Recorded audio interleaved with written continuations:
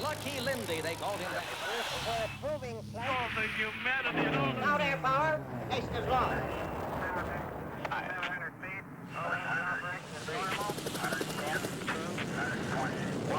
She's airborne.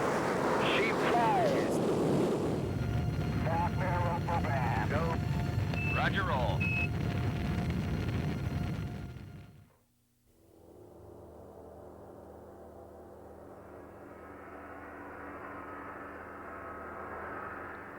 Ever since the first flyer lifted a man into the air, the dream has been to build bigger and bigger aircraft.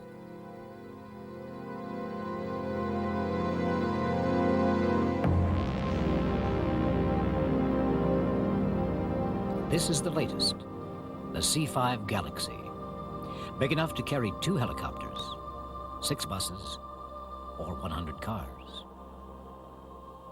Its cargo hold is longer than the length of the Wright brothers' first flight. It's truly a giant of the air.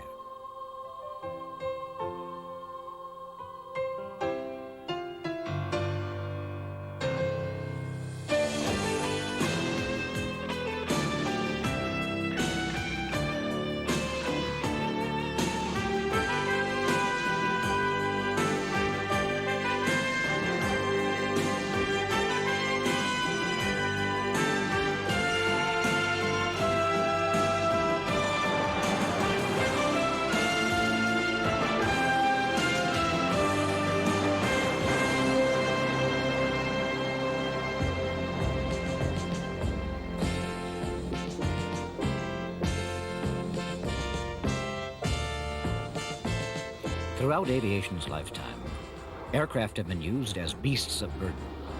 The military especially have always needed a flying truck. Today, this is the workhorse of the skies, the C-130, the ubiquitous Hercules, flown by almost every air force in the Western world.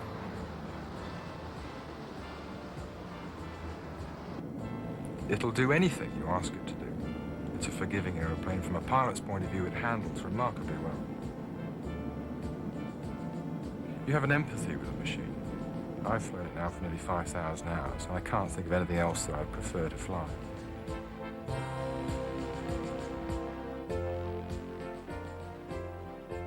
It's nicknamed the Fat Albert, certainly in the RAF, and I think all over the world.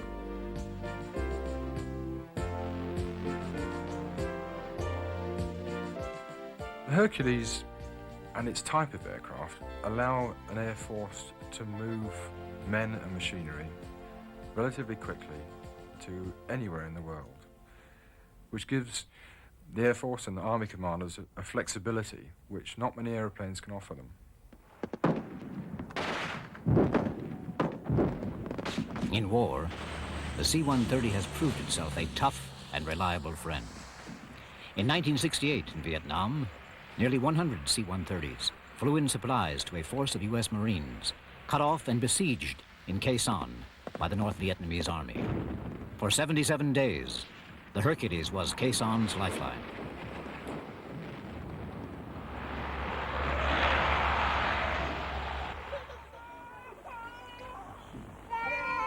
In peace, too, the C-130 has shown its mettle.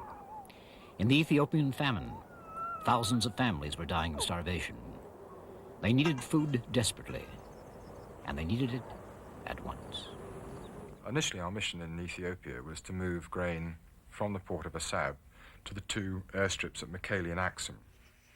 We later expanded that to use the aircraft to its most capable, which was in the air drop roll, and to reach the people that possibly needed the food more than anybody else who were stuck way out in the highlands.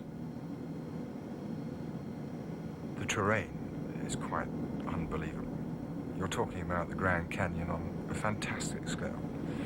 Highlands up to 10,000 feet that simply can't be reached by any other form of transport, certainly not in the time that we could do it.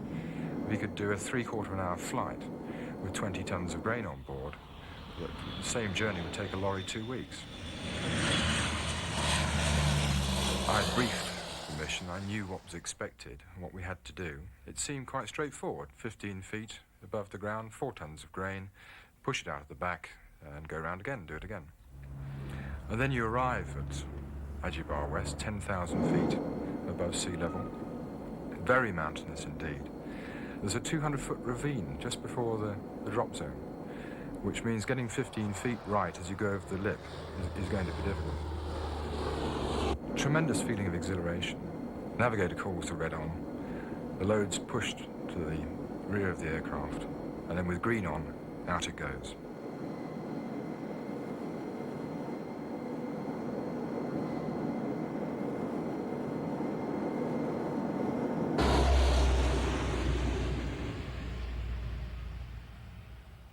My memory of Ethiopia, without a doubt, is the most satisfying and exhilarating time of my life. We went out there with an opportunity to do something.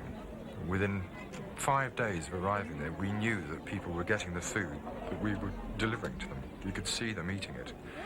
And I don't think anybody could be failed to be moved by that. I certainly wasn't.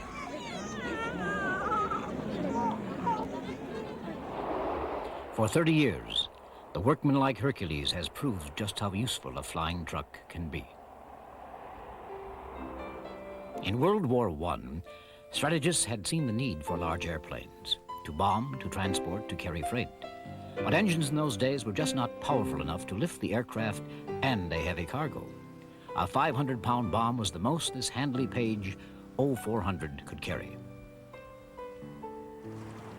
Designers tried various ways to get around the problem. In 1921, the Italian Caproni built this monster, the triple hydro triplane, to see if a larger wing area was the answer. It flew twice before it was abandoned.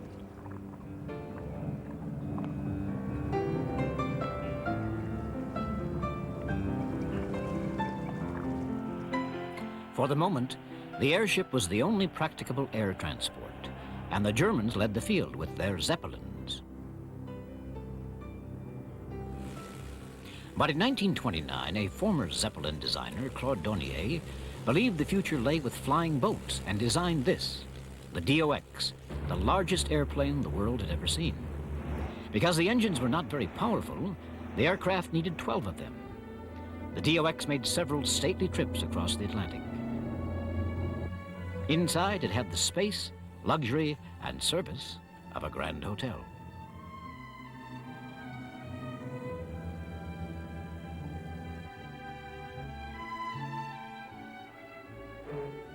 On one of its flights, it took off with 150 passengers, 10 crew, and 9 stowaways. But its design was impractical. Fully loaded, it could only fly at a height of 500 feet.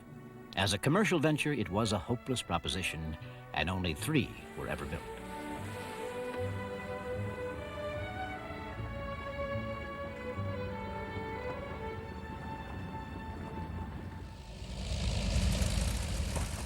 This was another German pioneering giant, the Junkers G-38.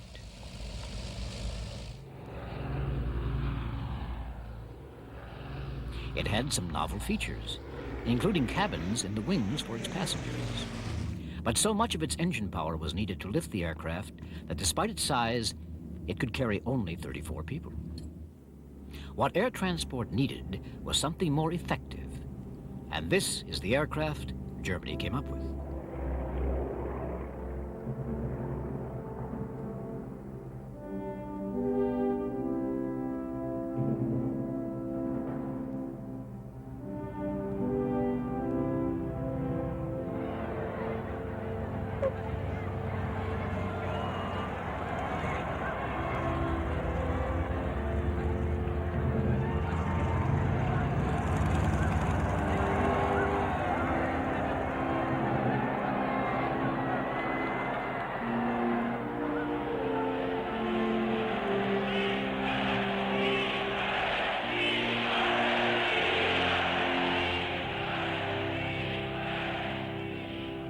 The Junkers 52, nicknamed in German Tarnty-U, or Anti-Junkers, was among the most famous of all transport aircraft.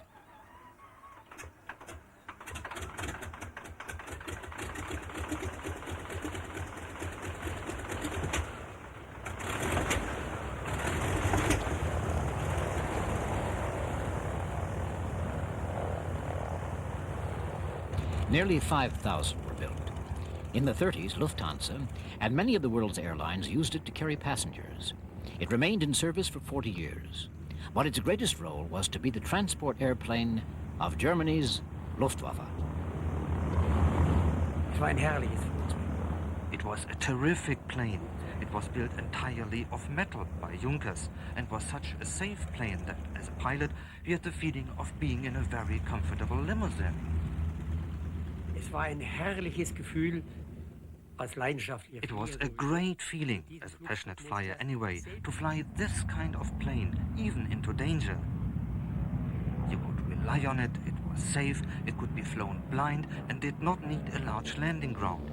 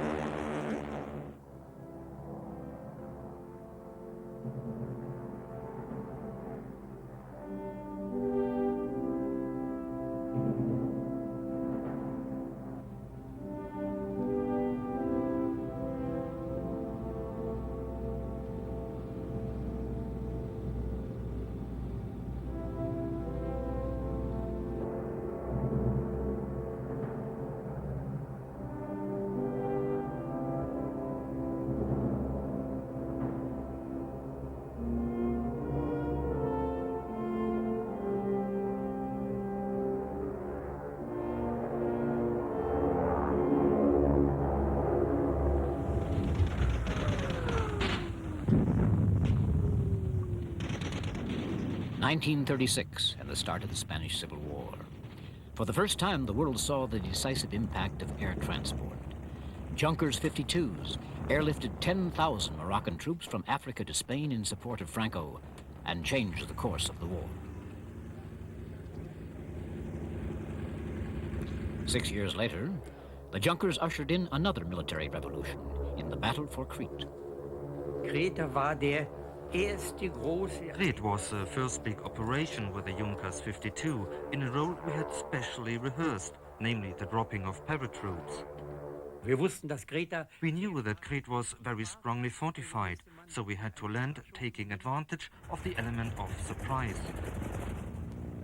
Although there were other smaller operations, Crete was the first major airborne assault, and it was well protected. There were over 200 Junkers 52s taking part that morning as we flew towards Crete at a height of 120 meters in solid lines of aircraft, one after another like a chain. We carried many hundreds of paratroops ready to jump.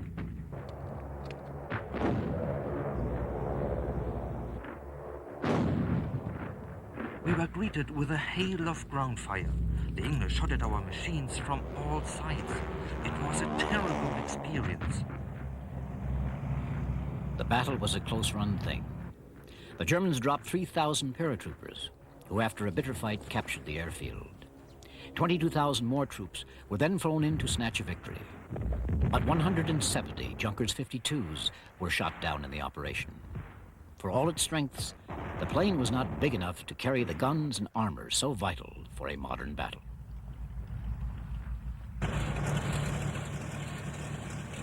This was the Allies' equivalent of the Junkers 52. It's the C-47, the military version of the DC-3. 10,000 of these workhorses were built, and some are still in harness today.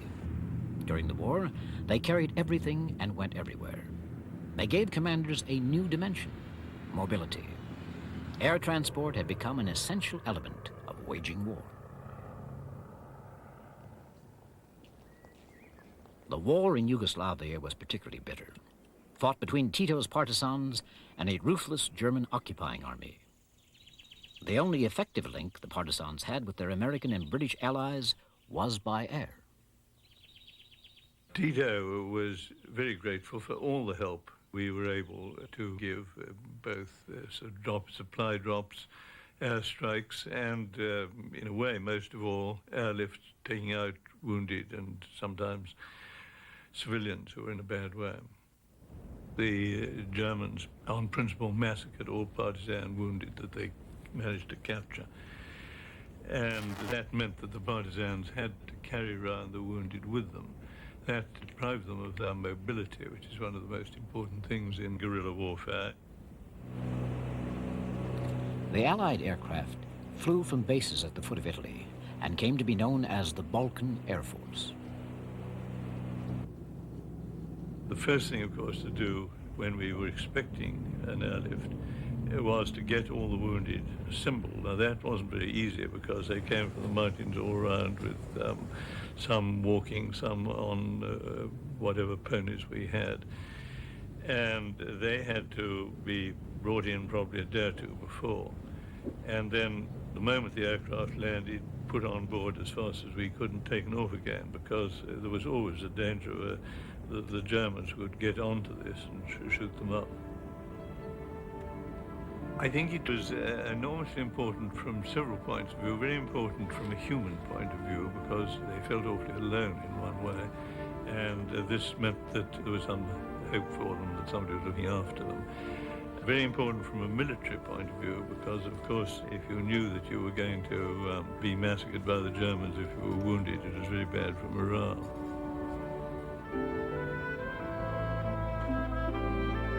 A lot of the wounded were people I knew personally, and I found enormous satisfaction myself in being able to help in this way.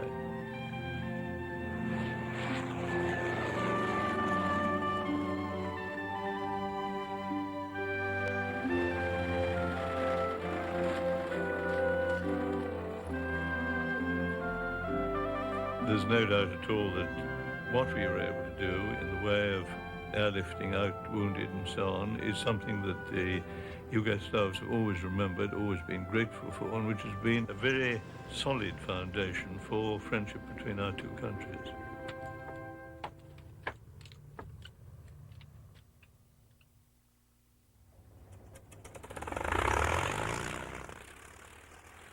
On the other side of the world, in China, there was another group of fighters relying on the C-47.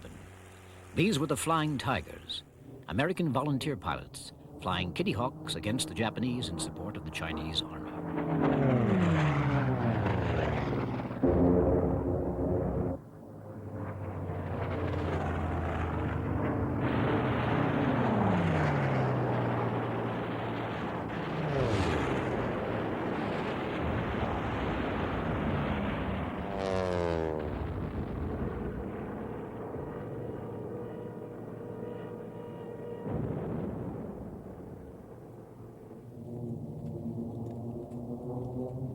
The only way these pilots could be supplied with the food, ammunition, and equipment they needed was from India by air. The roads were held by the Japanese. This meant a long flight over the Himalayas to China. Flying over the hump, it was called. And naturally, the first aircraft selected to carry out this arduous mission was the C-47. When we took off from India, the elevation is 4,000. Of course, it was hot. We wore khakis there and our little leather jacket. And of course, we climbed up to altitude, 17, and the temperature would be below zero. It'd be so cold you'd have to sit on your hands to keep them warm. The C-47 did the job until we got a better aircraft over there, but it was not an ideal one because we ran out of power before we could get up to the altitude. It was made to fly below 10,000 feet, and we were flying at 17 to 19,000 with 5,000 pounds of cargo on it. On a clear day, the hump was beautiful, but if you thought about it a minute and if you had to bail out, which some folks did, and walk out of there, it could have been horrible. Finally, the C-47s were replaced with a bigger aircraft, the C-46. But even these were too small for the equipment of modern war. At that time, only the Germans had developed the technology to design really big airplanes. And they had already built another giant.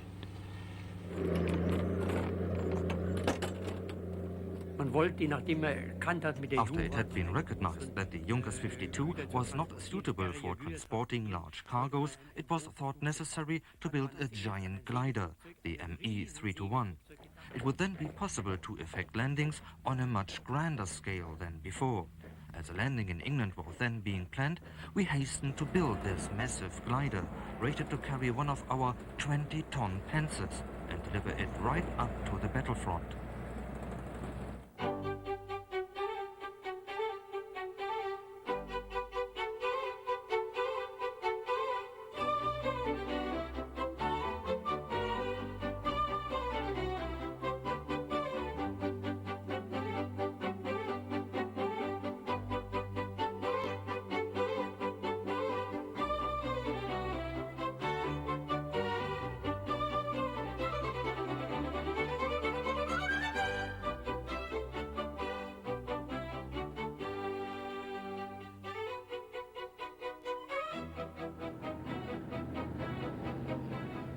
The Messerschmitt 321 was so huge that it needed 3 planes to tow it and had rockets under each wing to assist its takeoff.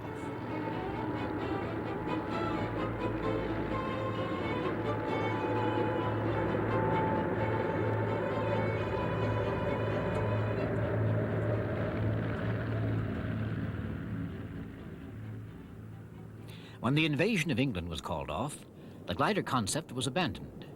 Instead, the decision was taken to put engines on the aircraft. First, they tried 4, but these were not powerful enough to lift the monster. In the end, 6 were needed. Appropriately, it was named Gigant, German for giant, and 200 were built. Als ich das erste Mal As I stood for the first time under this bird, my heart sank. I had no idea how this aircraft could possibly fly.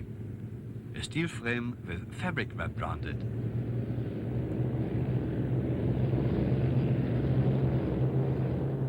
At the beginning, I did not have much faith in it.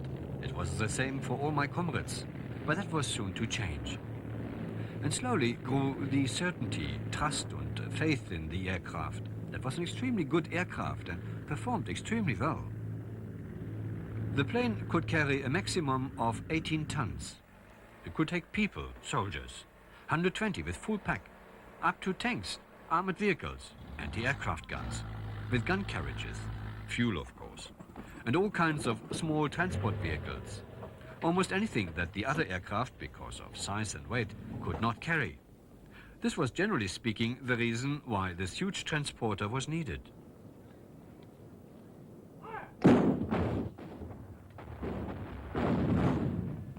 The fighting in North Africa was going badly for the Germans. The Africa Corps, harassed by the British, desperately needed supplies, but the Mediterranean Sea was controlled by the Allies. The only way to get vital materials across to Africa was by air. It was a job for the newly built Gigant. Der Flug starteten 9 We Uhr. took off at 9 o'clock our time, flew first west, roughly level with Rome, then turned towards Sardinia and towards Algeria. We were 3 machines together. It was a beautiful day.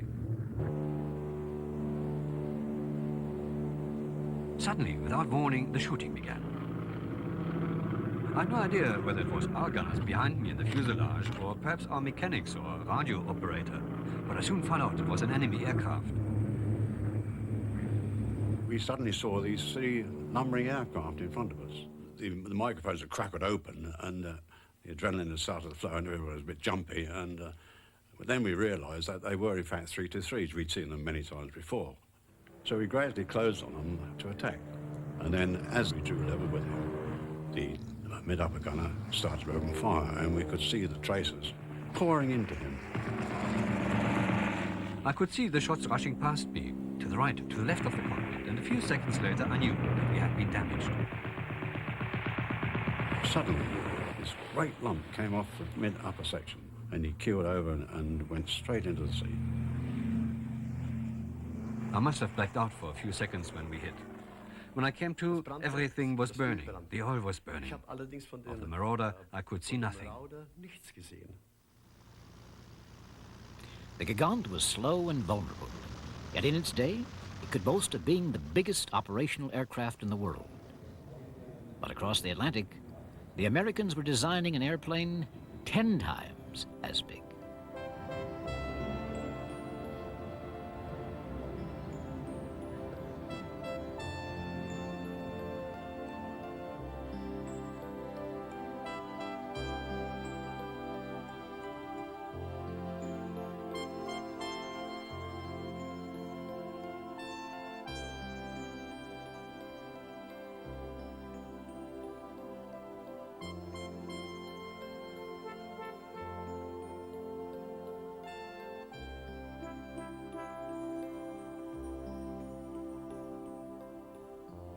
The aim was to build an aircraft that could carry troops and tanks over the Atlantic, where German U-boats were wreaking havoc on the Allied convoys. And the man contracted by the U.S. Department of Defense to design and build this mighty aircraft was also a larger-than-life figure. Millionaire, tycoon, Howard Hughes.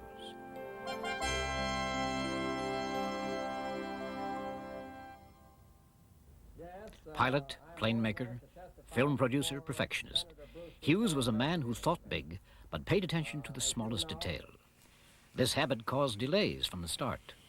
Though the contract was signed in November of 1942, it was 44 before construction got underway. By then, the U-boat threat had been beaten, and the plane was no longer needed. Probably the most remarkable thing about it was that it was one of the largest airplanes ever built of wood, completely of wood. The only metal in that was metal fittings and things like engine mounts and engines and that sort of thing. And of course, hydraulic system, the controls and the tubing. But basically the whole structure was wood. And beautifully done, just beautiful cabinet work in it.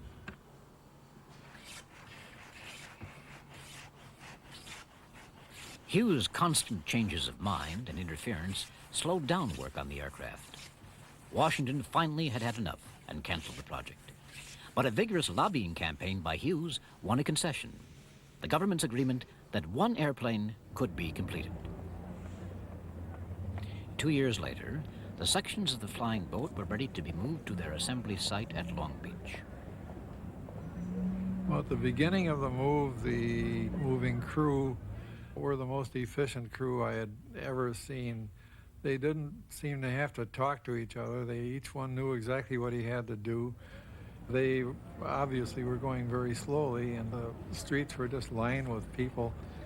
So as they went down the roads, they had to first of all clear traffic, and secondly take down telephone wires and then put them right back up.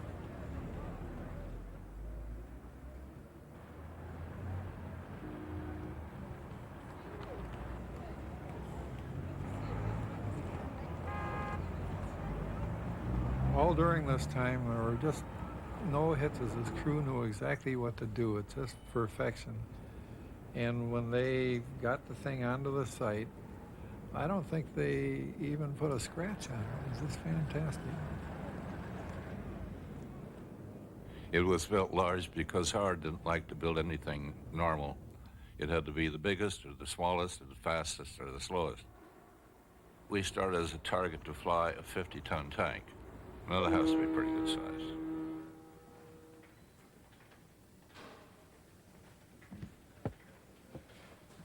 He was a perfectionist, but he couldn't make up his mind. He wanted to keep hassling around until he got the absolute best.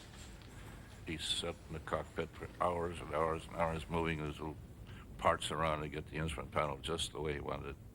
But as a man, I enjoyed working with him very much.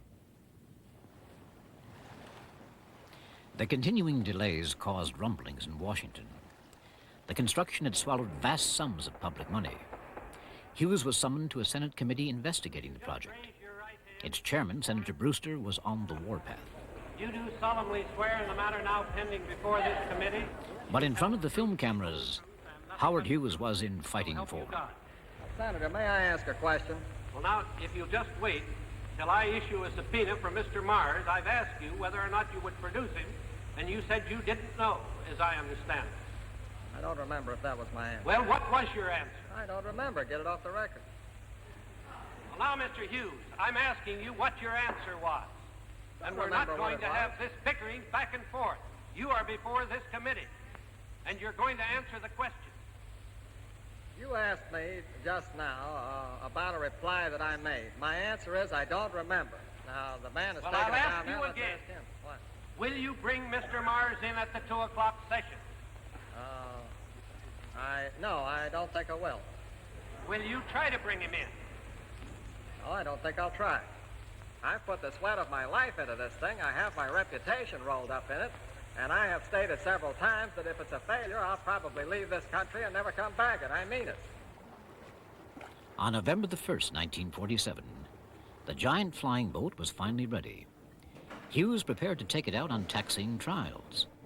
The aircraft was officially named the Hercules, but already it was known by everyone as the Spruce Goose. Obviously, flying crept into all of our minds because of the Senate investigation and the impact it would have. I was sitting in the co-pilot seat. We had, I think, 4 newspaper reporters aboard, and of course the Hughes crew. There were about 40 people aboard when we started the taxi. In the first taxi run, Howard had us looking out the windows and looking for logs and debris, and the only one who saw anything at all was Howard. He had better eyes than we did. And that run was about 35, 40 miles an hour, and everything seemed to be functioning well. After another faster run, Hughes prepared the crew for one more go. And then he kind of casually turned to me and he told me to put the flaps down 15 degrees, and that's takeoff position.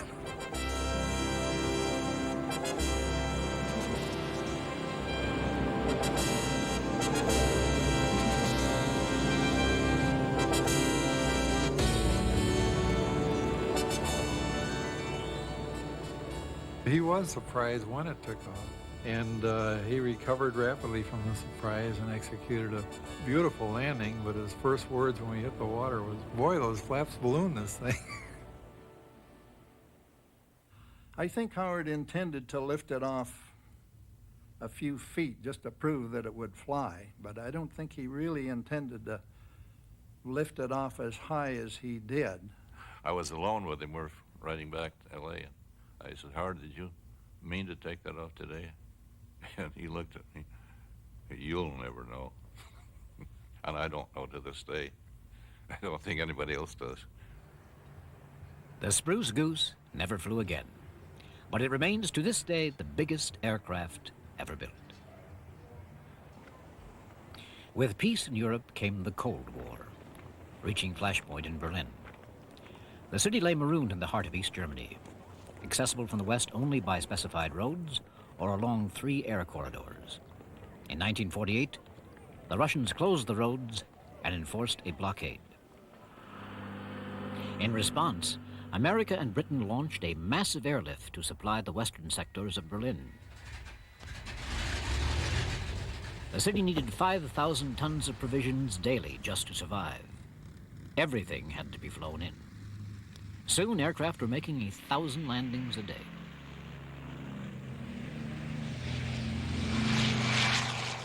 That air corridor was just like a jammed-up freeway. Take off, and you knew right behind you was a string of aircraft, just like they're on one continuous string. As you make a turn where you could look back, you'd see airplanes coming up off Rhine-Main in a steady stream. And up ahead of you, you could see airplanes above you and below you. And you knew it was very important to maintain that airspeed or you'd have some problems somewhere. Coming into Berlin and looking down, it happened to be a daytime on my first arrival. And looking at the city from the air, it was just remarkable to me because all it looked like a cemetery of buildings. There were shells and of buildings. You could see right on down the foundations from the rooftops. And the devastation there was something I just wasn't prepared for. Well, we came over with about 4 airplanes, and I didn't know how many other airplanes were in the pipeline, but to supply a city of 2.5 million people with their warmth needs, with the needs for any meaningful employment, let alone the food requirements, it was a question in my mind that we could pull off anything like that. As soon as I arrived at Gatow, I was sent as part of the British team operating with the Americans a special surveillance radar. The radar made a constant flow of aircraft to the airfields possible and enabled them to maintain a landing rate about 1 every 90 seconds. Maintain your present elevation and continue vector 315. Now, I remember one Dakota captain complaining all the way in that he couldn't maintain height and that his controls were sloppy. When he arrived at Gatow, he made a fairly heavy landing, and it was only then he discovered that instead of his 3.5-ton load that he should have had as a Dakota, someone had inadvertently given him a York load of 10 tons.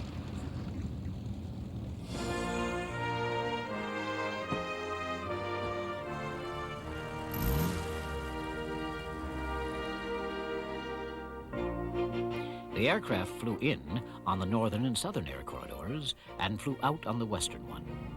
They landed at one of 3 airports in the western sector, or on Berlin's lakes. The schedule was relentless, airplanes arriving and taking off in a continuous chain. If a pilot missed his landing, he had no second chance. He had to fly out immediately. Sometimes, things went wrong.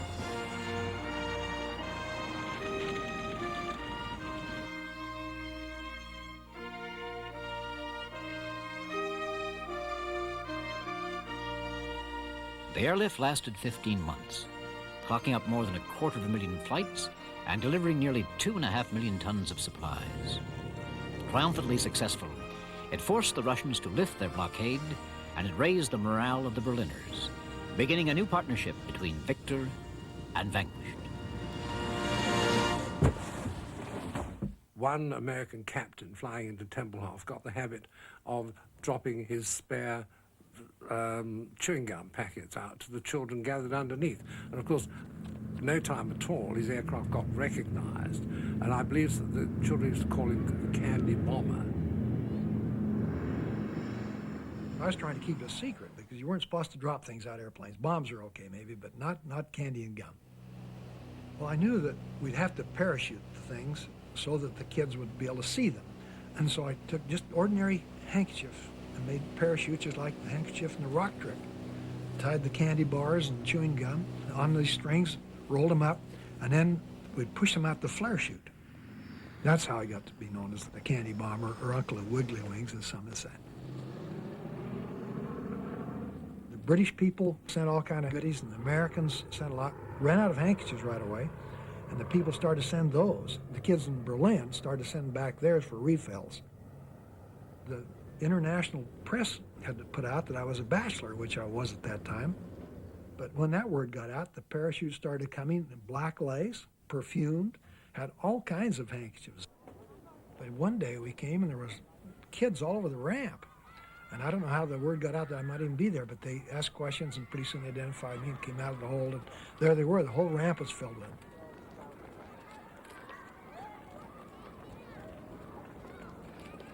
The thing I remember best about the Berlin airlift that feels good to me is working together with people we tried to destroy. And here it was, Berlin, the scene of some of the most devastating bombing, and the British, the Americans, the French, pulling together with these same people that we're trying to destroy to save their life.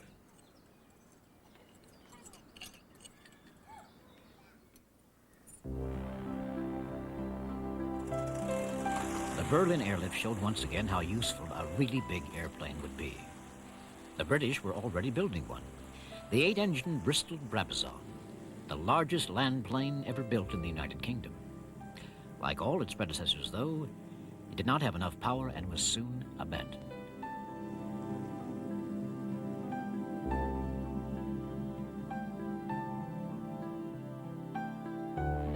This leviathan of an airplane, the consolidated XC-99, was successful enough to be used by the United States Air Force as a carrier of especially large cargoes. But only one was ever built.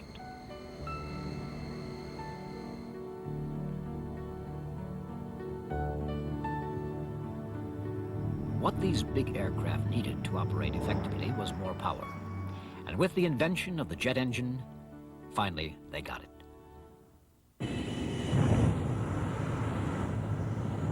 Designers of aircraft always want more power, but they also want lower fuel consumption. And a propeller was just about at the end of its line. There couldn't be any more further thrust out of it. And so the invention of a jet engine was the ideal way to suddenly provide enormously more power, but also at a higher fuel consumption. The J-79 was the first engine where the fuel consumption was dropped so dramatically because of higher pressure ratio inside the engine. 20 years of development in jets had at last produced an engine that solved the power problem. It was the breakthrough that created a new generation of large airplanes.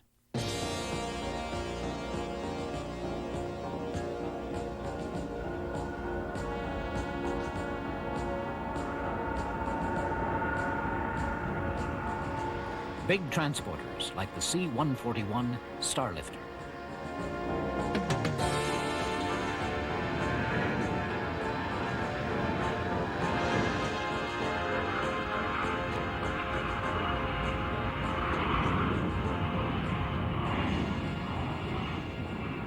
The 141 was a very, very important airplane because it's the first time we ever designed a military strategic airlifter. The jet age brought to us what we've been looking for so very, very long, and that is speed, long range, heavy payload. That's what airlift requires, and that's what the jet age ushered in for us, and the 141 was the first jet airplane designed to do a military airlift job, and a superb machine it is.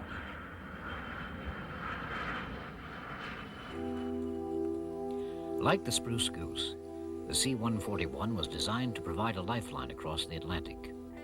In the event, it became an air bridge over the Pacific, flying young Americans to the Vietnam War and bringing them back, alive, on stretchers, or in body bags.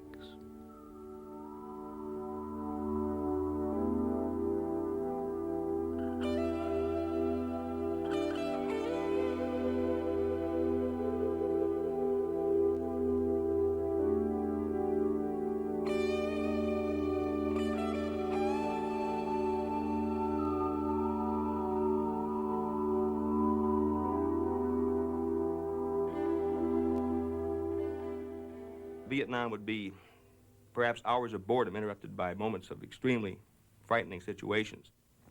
We've been doing ambush operations off a major highway northwest of Saigon, and at one point I walked back, and as I was approaching the edge of our ambush position, an enemy soldier opened up from a concealed position and got me. Thank God he was a young soldier, because an AK-47 is uncontrollable automatic fire. He didn't hold the weapon down, and the entire 30-round clip was fired, of which I think one, maybe two bullets struck me, and the rest went over my head.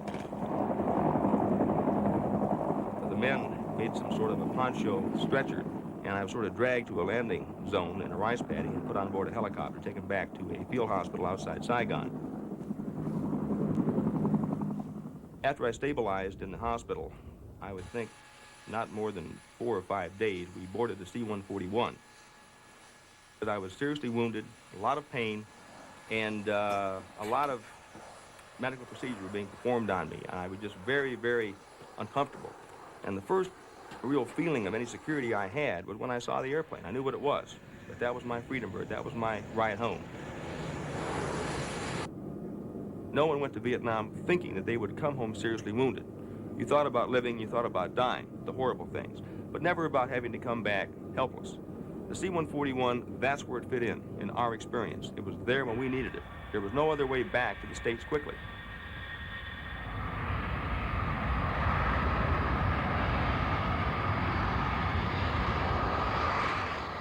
I think that the largest misconception of Vietnam was that going into combat was the worst part of the deal. It was not. Coming home was the hard part.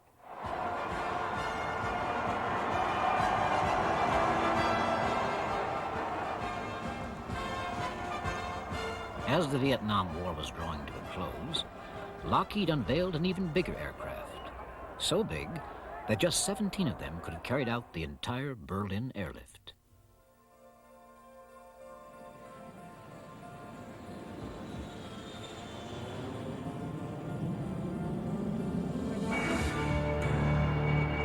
The C-5 Galaxy.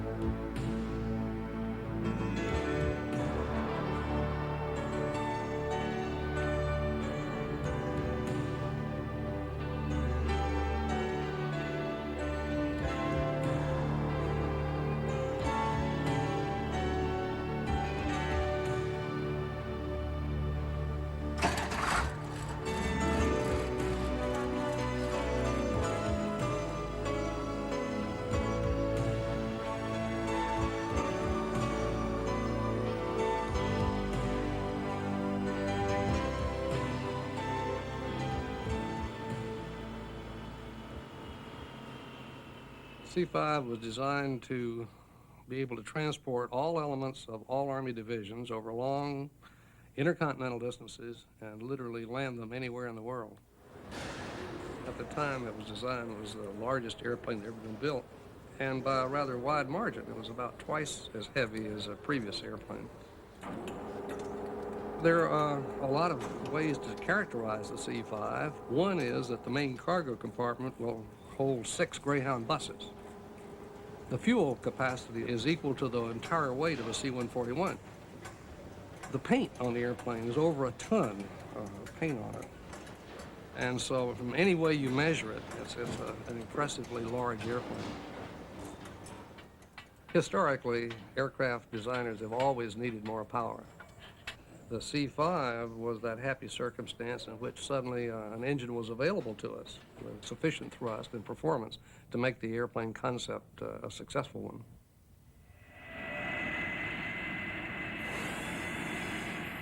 That engine was the TF-39, the first high bypass jet. Technology could now make real the dreams of aircraft designers. Without the tremendous power of these new engines, the C-5 would have needed 12 ordinary jets and suffered all the problems of the past.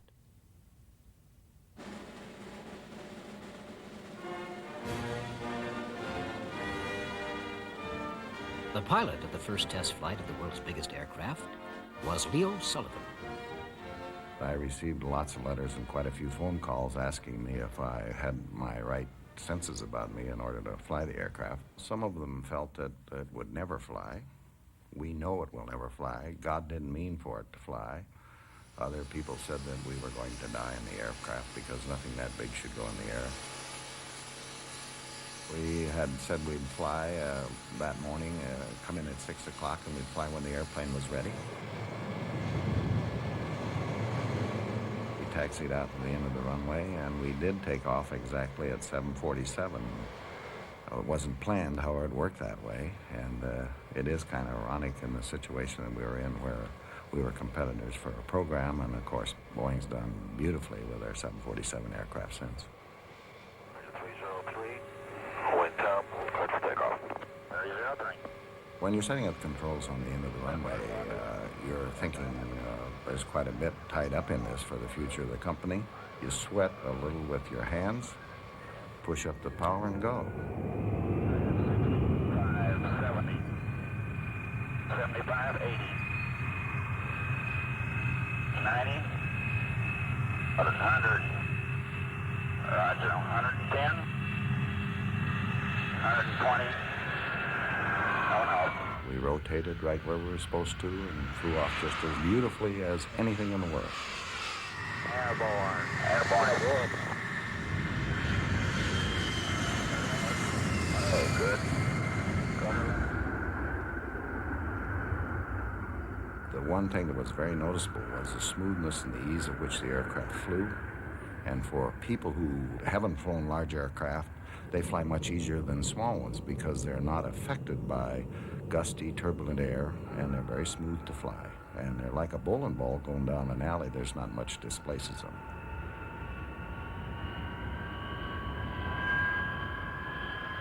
The C-5 represented to Mac the first opportunity to take integrated fighting forces together with their important firepower and deliver it to the point of battle. We never could do that before. So the C-5 gave us the capability of saying, okay, United States Army, United States Marines, United States Air Force, we'll move you with the firepower you need to gain and hold ground, and then we'll resupply. In fact, it was the Israelis, pressed dangerously hard in the Yom Kippur War, who were the first to benefit from the C-5's prodigious airlifting capability.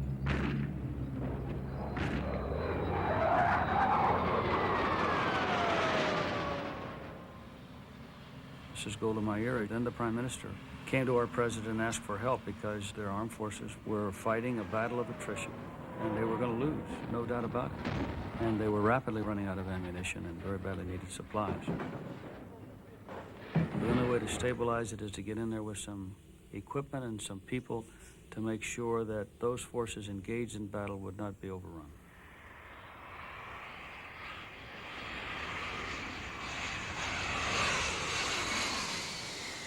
We found ourselves in a very difficult international position.